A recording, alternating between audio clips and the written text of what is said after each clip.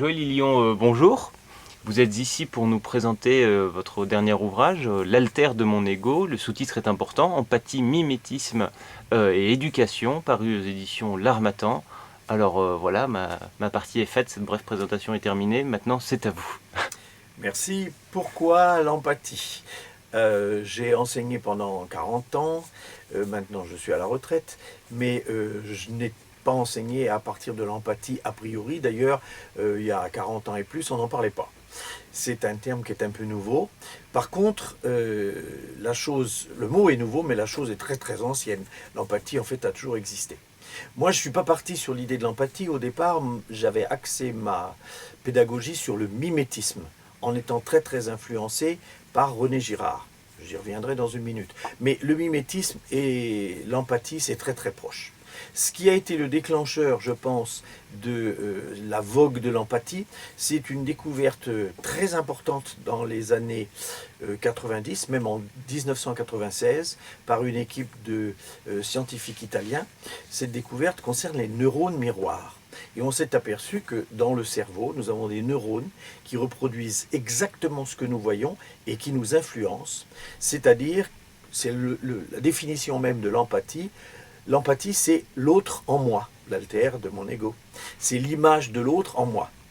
Mais l'empathie toute seule, bien que ce soit la chose la plus naturelle du monde, ne suffit pas. Puisqu'une fois que j'ai l'image de l'autre en moi, j'en fais quoi? Il faut qu'à partir de là, je l'imite.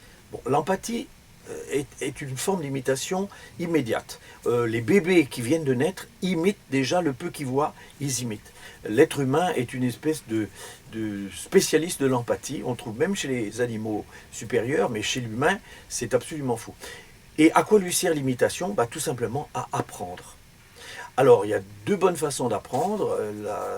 Enfin, il y a deux façons d'apprendre, la bonne et la mauvaise. Alors, on va tout de suite passer à la mauvaise, si vous le voulez bien. La mauvaise imitation, d'une façon générale, c'est quand on copie et qu'on n'imite pas. C'est-à-dire, on répète, tout simplement. Et il y a beaucoup de choses qu'on répète. Quand on a choisi son modèle, si on ne l'interprète pas, si on n'en fait pas quelque chose pour soi-même, c'est simplement un modèle vide. Mais c'est le propre des idoles, des stars. Au bout d'un moment, on est fasciné et ça sert à quoi? À rien, on n'en fait rien. On est même complètement aliéné. Toute la publicité, toute la consommation fonctionne là-dessus. Il faut répéter, ça devient des réflexes conditionnés et c'est pour rien.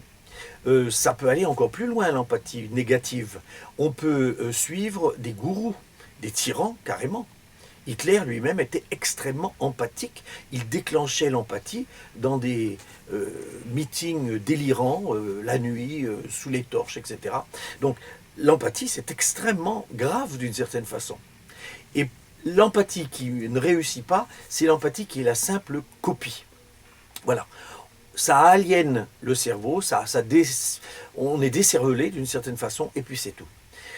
Ce qui est quand même extrêmement grave. Cela dit, en matière d'éducation, on a ça aussi. J'ai coutume de dire, le bon élève imite, le mauvais copie. C'est tout. Il ne sait pas ce qu'il fait, il copie. Il a bien idée qu'il y a quelque chose à faire là, mais tant qu'il a copié et qu'il n'a rien fait d'autre, il n'a rien appris. Hélas, l'éducation fonctionne beaucoup là-dessus. Le bachotage, c'est ça, ni plus ni moins. Mais une fois qu'on a bien bachoté, on ne sait rien, littéralement.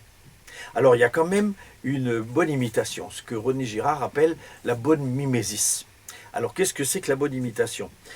D'abord, elle est spontanée. On se prend un modèle et on tend vers ce modèle. Le petit garçon dit « quand je serai grand, je serai comme mon papa ». Bon, dès qu'ils arrivent à l'école, les enfants disent « quand je serai grand, je veux être maître d'école ». Bon, c'est normal, parce qu'on a besoin de ce modèle et on veut atteindre à cette chose-là. En plus, le maître d'école, d'une certaine façon, jouit d'un certain prestige, puisqu'il a un savoir, et ce savoir, ça a l'air d'être une chose extrêmement désirable. Le mimétisme, comme dirait René Girard, a affaire au désir. Il y a une très belle phrase d'Hannah Arendt, que je me permets de citer. Elle dit dans Conditions de l'homme moderne, « Le savoir du spécialiste inspire confiance, de sorte que ni la force ni la persuasion ne sont nécessaires pour obtenir l'acquiescement. » Alors, comment ça fonctionne? En fait, on n'imite pas simplement le savoir de celui qui est devant soi. Parce que ce n'est pas le savoir qui est désirable, en réalité. Et là, la théorie mimétique nous l'enseigne très bien. Ce qui est désirable, c'est celui qui sait. Donc qu'est-ce que j'imite? J'imite celui qui sait. C'est à lui que je veux ressembler. Autrement dit, on apprend dans une relation humaine. Il faut absolument entrer en relation avec son maître. Un enseignement objectif, c'est un enseignement mort. Ça ne donnera rien. On pourra répéter la liste des verbes irréguliers à l'infini. Je prends un exemple puisque j'étais prof d'anglais.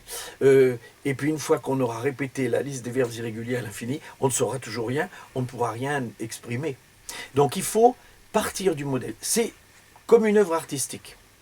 L'artiste prend un modèle, il peint, il dessine, il sculpte, et miracle des miracles, ce qu'il a produit ne ressemble plus du tout au modèle. Pourtant, il est bien parti d'un modèle. Sauf qu'il l'a fait sien. Il l'a complètement réinterprété. C'est devenu une chose personnelle, subjective. Voilà. Et bien l'enseignement, enfin l'éducation, l'apprentissage, c'est exactement la même chose. Et l'apprentissage, c'est dans cette relation avec, j'appelle le maître, le professeur, on lui donnera les noms qu'on veut. Souvent, c'est avec le parent. Mais avec le parent, ça ajoute quelquefois des conflits compliqués. Disons avec le maître, j'aime beaucoup le mot le maître. Donc cette relation, c'est une relation d'amour en réalité. Si on la pousse un peu plus loin, c'est une relation d'amour. Bon, on ne va pas prendre des si grands mots, on va dire, moi c'est ce que j'appelle la pédagogie du lien, mais il faut une relation d'affection. Parce qu'en même temps qu'il y a le désir, il y a énormément d'affect qui rentre là-dedans. Autrement dit, je disais de façon abusive quand j'enseignais, je disais aux élèves, vous ne travaillez pas pour vous, vous travaillez pour moi. Si vous n'avez rien à me donner, ben, j'ai rien à prendre et j'ai rien à vous donner non plus. Il y a une part de don, de générosité, alors évidemment de la part du maître. Le maître doit donner tout ce qu'il peut, pas seulement son savoir, mais une grande partie de sa personne aussi. Mais il faut aussi réclamer et prendre. C'est tout bête, c'est la loi du donner-recevoir, qui est une loi universelle et éternelle, on pourrait presque dire. Sauf que, on l'appelle maintenant empathie, parce qu'on vient de découvrir ça sous le nom d'empathie. Mais ça marche tout seul, l'empathie. Sauf que, ça peut tourner très mal. Les autistes, par exemple, ils répètent, et ils ne rentrent jamais dans l'imitation. Ils sont toujours dans la répétition, ils ne rentrent pas dans l'imitation. Par contre, dès que vous rentrez dans l'imitation, vous apprenez quelque chose. Que font les petits-enfants? Ils font semblant. Les autistes ne savent pas faire semblant. C'est justement ça leur drame. Et ils font semblant. Et en faisant semblant, qu'est-ce qu'ils font? Ils prennent un modèle et ils s'apprennent. Alors, je ne vais pas dire ils s'apprennent parce que ce n'est pas complètement un auto-apprentissage, mais il y a une grosse partie de soi qui rentre dedans. Et quand le maître arrive, le maître d'école, eh bien, il va laisser les enfants jouer, rentrer dans ce faire semblant, et au fur et à mesure, ça va devenir leur culture. Donc c'est très simple, la culture, c'est tout ce qui reste quand on a tout oublié. Mais c'est pas qu'on a tout oublié, c'est qu'on a oublié son maître, on a oublié son modèle. Autrement dit, le modèle sert de support à l'apprentissage, il disparaît et il reste l'apprentissage. C'est comme ça qu'on devient intelligent.